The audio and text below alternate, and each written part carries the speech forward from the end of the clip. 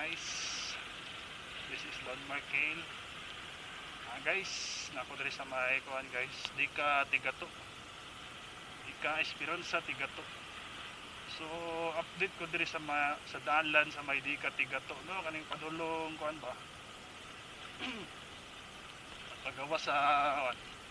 di ka Tigato, pagawa sa ni diri nindot na lang dalan diri guys, kanina na parte ang wala pa kay nasa minto katong side sa ikas dalan nasa minto na ang dalan diri guys, kaning diri saka diri og gikan ka sa di ka Tigato. Good na kay dalan diri guys, diri na lang na part nang wala pa nasa minto kaning diri dapit, pero goods na ang dalan diri kaning pasaka diri sa minto na ang dalan, diri ka magsugod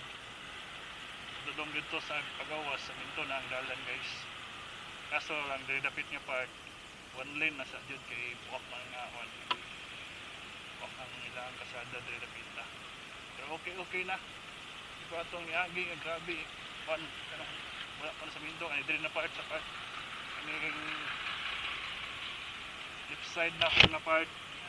left na lane sabintado na siya guys, nindot na kay guys, oh gikan ka dito sa one luwas kanina part diri guys, sabintado na, pero kanina diri sa pikas dili pa nindot na, di pa ito ni agi nga yuta may diri, mandanduga paubos ka karon nindot na kayong nasada diri di na ka madlok,